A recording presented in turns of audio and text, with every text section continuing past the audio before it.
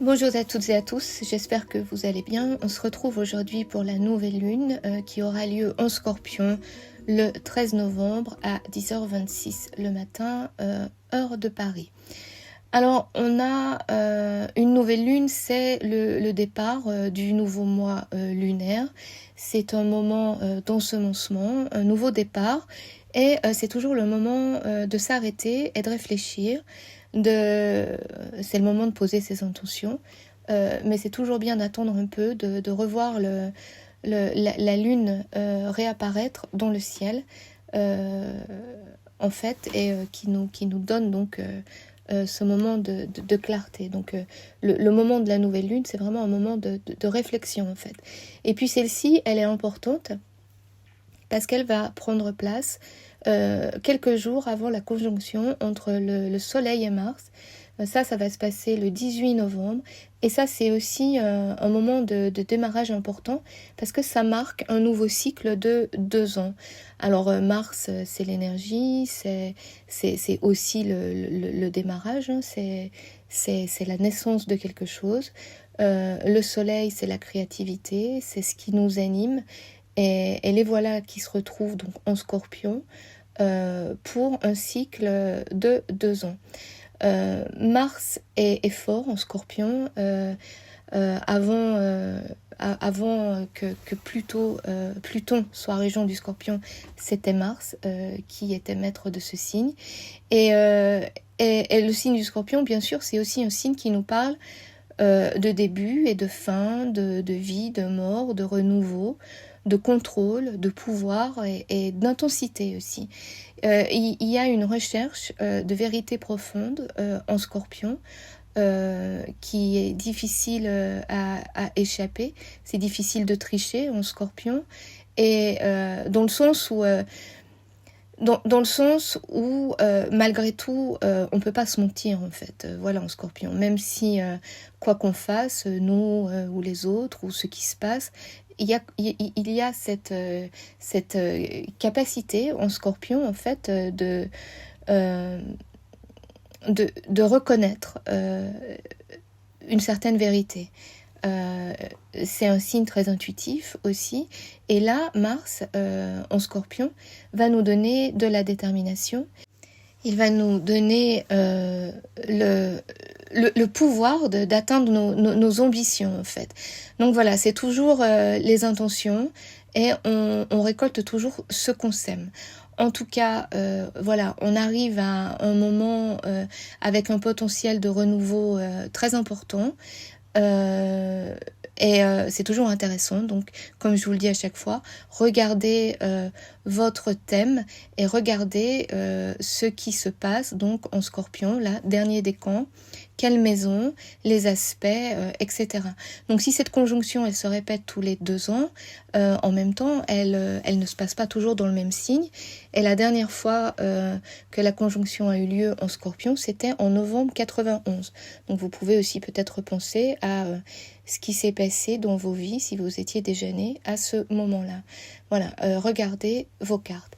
Et puis, c'est un moment de renouveau, c'est un moment de guérison aussi, parce que on a Chiron qui est toujours en Bélier, et Bélier, c'est le signe de Mars.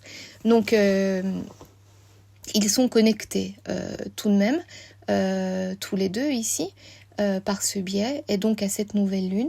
Et puis, on a aussi eu Vénus qui nous a fait sa grande rétrogradation cet été en Lion, où on a pu réévaluer nos valeurs et remettre un peu les pendules à notre heure personnelle, disons. Et les voilà donc ensemble, là, qui se retrouvent.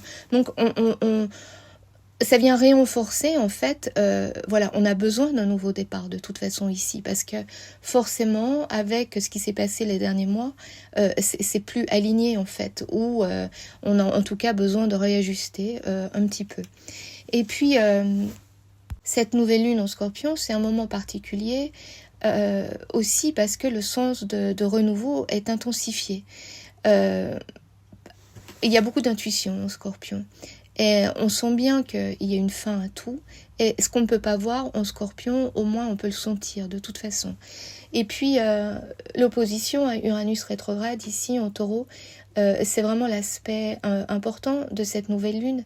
Et ce qui ne fait plus sens ou va être mettre sous pression, sous grande pression, disons. C'est très tendu, hein, cette nouvelle lune. Le soleil, Mars en Scorpion opposé à Uranus en Taureau, c'est potentiellement explosif. Mais bon, ça c'est pas forcément dramatique, disons. Bon, bien sûr, ça peut prendre des formes violentes, mais ça peut aussi être un moment de réalisation ou un moment d'éclairage où on comprend quelque chose, mais de manière soudaine. Ça y est, soudainement, ça j'ai compris, alors que ça fait des mois ou peut-être même des années que ça me pose problème. Mais là, ça y est, voilà. Là, j'ai compris et je vais pouvoir faire table rase ou je vais pouvoir faire ce que j'ai à faire pour pouvoir justement renouveler aussi ce qui se passe en Taureau. Ça se pourrait bien aussi, il se pourrait bien que les relations soient dans la balance ici, puisque on a Vénus qui est rentrée dans son signe, donc en balance. Et Vénus en balance, elle recherche l'harmonie, mais aussi la justice.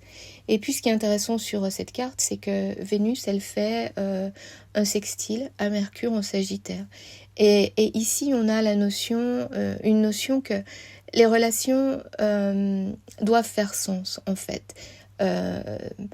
Ça va au-delà du confort ou des apparences ou des, comment dire, de la bienséance ou voilà, ça suffit pas en fait. Il faut vraiment que nos relations, elles soient, elles fassent sens avec ce qui fait sens pour nous. Il y a une idée d'idéal ici, d'abord parce que Mercure, par exemple, Mercure normalement c'est le maître du Gémeaux ou de la Vierge, là où il a des idées, disons, Mercure en Gémeaux. Et en Sagittaire, il a des idéaux, ce qui est différent. Et on a cette connexion à Vénus en balance qui touche nos relations. Donc voilà, est-ce que nos relations sont alignées avec nos idéaux? Est-ce que nos relations peuvent nous permettre d'atteindre nos idéaux aussi? Voilà, et il va y avoir des questions comme ça, je pense. Et puis, en plus, on a Jupiter rétrograde en Taureau. Jupiter est le maître du Sagittaire aussi. Donc voilà, on est dans une phase, encore une fois, là, cette nouvelle lune, je disais, on prend un moment, on se pose pour réévaluer aussi ce qui nous encadre, les traditions, les règles autour de nous. Est-ce qu'elles vont être valides à long terme? Est-ce qu'elles vont tenir le coup? Et puis surtout, est-ce qu'elles nous nourrissent? Est-ce qu'elles nous font du bien? Est-ce que mes fondations sont solides aussi? Il y a une question de sécurité, de légitimité qui devrait peut-être se poser, des questions de valeur aussi. Vénus est aussi régente du Taureau. Donc on voit bien là ces connexions entre Vénus, Mercure, Jupiter, Uranus et l'idée d'élargir nos horizons, d'avancer vers nos idéaux, pourvu qu'il y ait du sens. Voilà. Mercure a besoin d'idéaux ici et va chercher à faire sens des expériences, mais aussi à transmettre une certaine sagesse. On a une idée de transmission qui fait écho à cette idée de sustainabilité. Alors on ne dit pas du tout comme ça en français, je ne sais plus le mot, de durabilité, voilà, pardon. Donc voilà, c'est une nouvelle lune à laquelle il va falloir faire très attention parce que c'est un moment donc d'ensemencement qui va nous amener un renouveau d'énergie sur ce secteur. Mais c'est aussi, ça va être important, donc un moment important au niveau individuel, mais aussi collectivement, parce qu'il va falloir il va falloir travailler les valeurs collectives.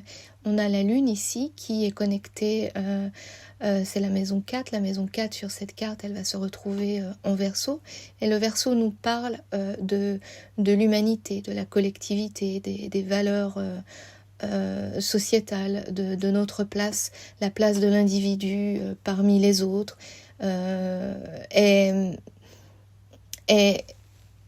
Et ça va faire partie de la réflexion de cette nouvelle lune. De toute façon, voilà, on voit bien ce qui se passe dans le monde, et les valeurs collectives sont fortement questionnées. Les valeurs de justice, les valeurs de sens, par rapport aux traditions, par rapport aux lois, aux règles qui nous encadrent. Et il y a beaucoup de pression en ce moment, justement, pour renouveler ces cadres qui ne font plus sens. Mars va nous amener donc de la détermination, de la résilience sur cette partie de notre thème, et va amener donc une nouvelle phase.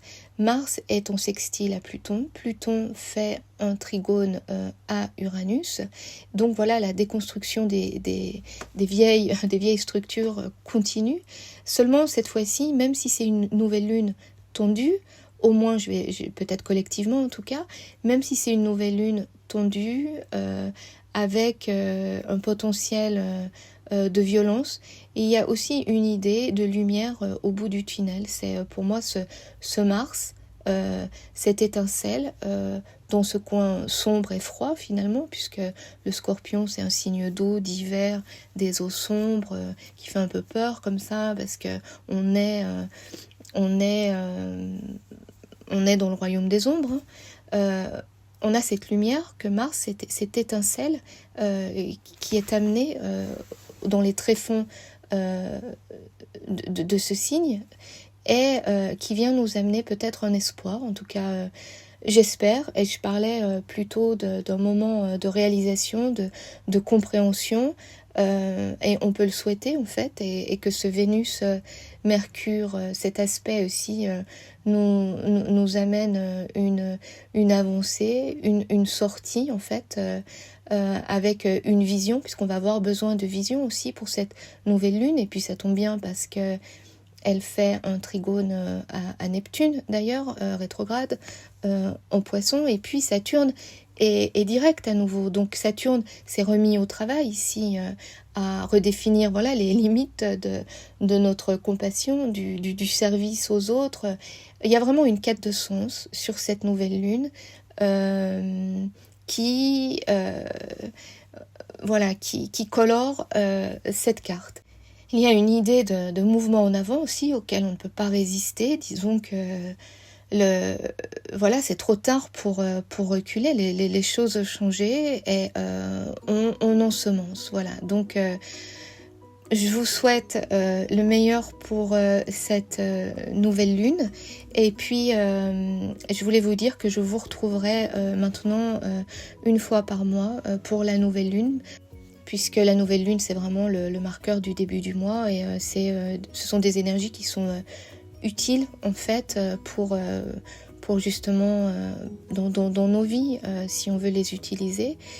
Donc voilà, je vous remercie de votre écoute, et puis bien sûr si vous avez besoin d'aide avec votre thème, n'hésitez pas à me contacter.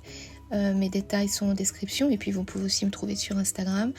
Donc voilà, en attendant, je vous dis encore merci, et je vous dis à très bientôt.